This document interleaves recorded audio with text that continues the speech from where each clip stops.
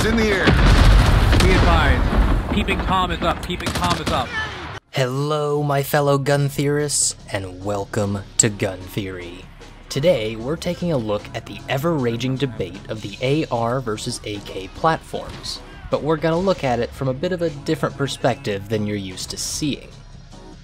But before we get into the meat, if you like this sort of content, make sure to hit that subscribe button and turn on notifications to get juicy content every Tuesday and Thursday with bonus content on some Fridays. First, let's squash some misconceptions about either rifle platform that tend to muddle the debate and miss the whole point. So, many people believe that the AR platform is very delicate when it comes to contaminants like dirt, mud, and sand. This misconception actually has its roots back in the late 1960s when the US military first fielded the M16 rifle in the Vietnam War. There was so much tomfoolery that we don't have time to really discuss it in depth in this video. In short, the rifles were issued with no cleaning kits, and the ammunition was changed at the last minute to a new formula that was not tested with the guns, and it led to all sorts of malfunctions, especially in rifles that weren't being cleaned. As soon as those rifles started being cleaned and fed the right ammunition, they started running like champs. The rifle platform is actually stupid good at being covered in muck and continuing to function round after round. The next misconception is for the AK platform. Many people think that these rifles can be coated with all sorts of nasty contaminants like soupy mud and keep on functioning as if they were clean. This is not actually true. The receiver is not very well sealed when the selector is set to fire, so there's an easy route into the action of the gun if it is not on safe. The reliability of the AK platform is not in short-term contaminant resistance, but rather in long-term abuse. If you never clean your AK rifle, beat it around, abuse it, and just generally be awful to that rifle, it'll hold up incredibly well over time. These guns simply don't tend to wear out over the long haul. Be advised, hot tamale incoming back to Charlie, hot tamale back to Charlie. Alright, let's jump right into the AR-15/M16 platform. We're going to be using the video game Rising Storm 2 Vietnam to illustrate our points here in this video since it does such a good job at simulating the Vietnam War, which saw the M16 and a couple variants of the AK systems pitted against one another in a particularly brutal war. So the AR-15 was a very advanced rifle for its time. Most people in this time preferred all steel and wood guns, particularly with larger cartridges like .308 Winchester. The AR-15 made use of aluminum and even plastic, and it was chambered for a much smaller intermediate cartridge, 5.56 by 45mm NATO. There was quite a bit of resistance to the AR system in the US military because they thought this new aluminum crap just wasn't well suited to combat conditions and that the new intermediate cartridge seemed way too small. These rifles are manufactured with tight tolerances and a very finely tuned gas and recoil system. This means that they're not particularly cheap and that it requires a pretty high degree of skill to properly use and maintain them. As long as the AR system is operated and maintained properly, it will remain outstandingly reliable and effective in even the most adverse conditions, such as the ones we're simulating in Vietnam here. The problem with this is that every soldier must have extra training for these rifles so that they're skilled enough as shooters to actually make use of this system. If the soldier using the rifle isn't a decent marksman or doesn't properly maintain his rifle, the AR system quickly deteriorates and is no longer an effective service rifle. Keep this point in mind when we look at the AK platform. As for how the rifles are used, about 99% or more of the shooting done with the AR platform rifles is intended to be in semi-automatic fire, not full auto. The new intermediate cartridge had almost no recoil as compared to previous rifles, which meant in semi-automatic fire, you could fire fairly rapid, aimed shots at the enemy to increase your hit probability, as long as you, as a marksman, were relatively skilled. So the M16 rifle was initially more expensive to make, but then also became more expensive because of the extra training needed for the soldiers using them. There is a large focus on individual marksmanship in the United States military, as well as with this specific rifle system. It was and is a great match for the traditions and goals of the United States military.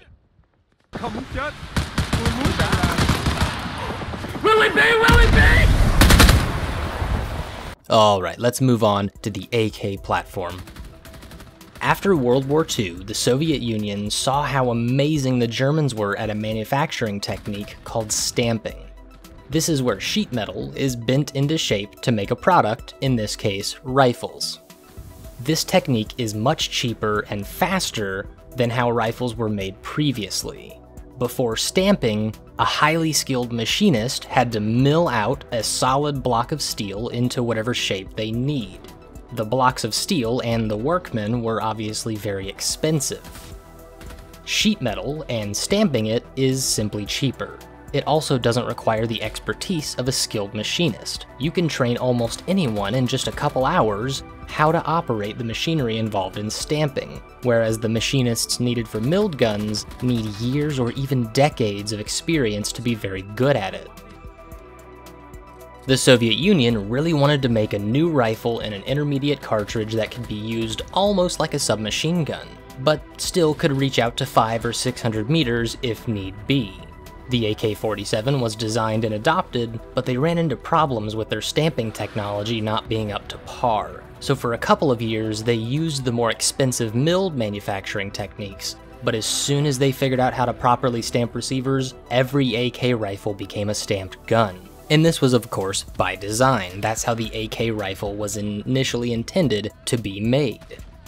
Now, the AK system is not particularly high quality. It utilizes looser tolerances and cheaper manufacturing techniques to provide as cheap of a rifle as possible while maintaining combat effectiveness. What this translates into is a rifle that basically requires no maintenance whatsoever.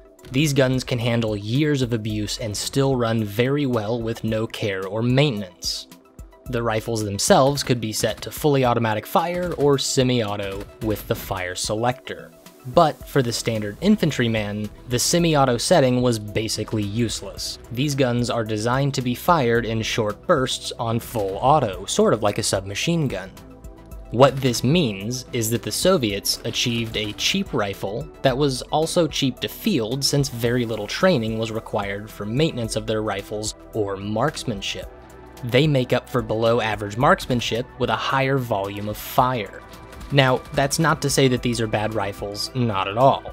They simply follow a drastically different philosophy where the manual of arms and design are concerned.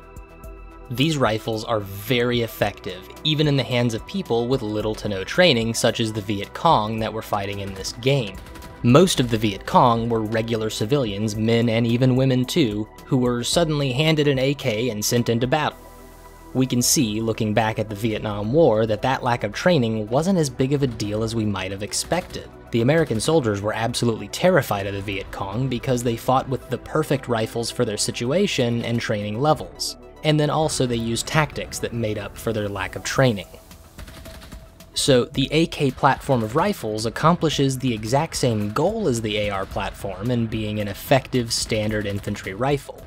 They just used entirely different philosophies and techniques to get to that goal of being an effective infantry rifle. So which one is better then? Well, there's no direct yes or no. They're both highly effective rifle systems. But we can easily see which rifle will be better for the circumstances with just a little bit of context. Does your military have a low budget, for example? The AK will be much more effective in this case, as they cost less to manufacture and also require less time to be trained for, thus meeting that lower budget, especially when large numbers of soldiers need to be armed quickly. On the flip side, does your military have a larger budget and wants to focus on the individual's marksmanship skill? The AR platform is the choice here, as the soldiers will receive the training they need to really make the rifles work as intended. The AR platform is absolutely a finer rifle capable of more individual accuracy, but that comes at a very steep cost. Unless your military can afford that cost, this rifle is not a good choice. The AK is more of an everyman's choice, with a much lower cost to still be combat effective.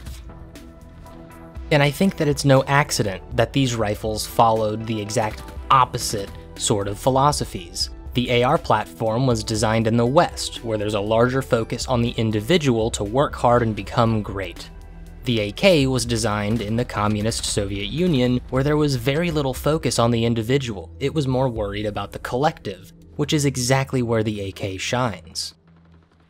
So I think we can actually see a very interesting parallel to the political sort of systems and goals of where these rifles were designed, because the way the rifle's intended to be used sort of matches its political system a little bit, and I find that very interesting. But I hope you learned something. If you like this sort of content, subscribe, like, and maybe even consider becoming a patron of this channel on Patreon. Thanks for watching, and I'll see you next time.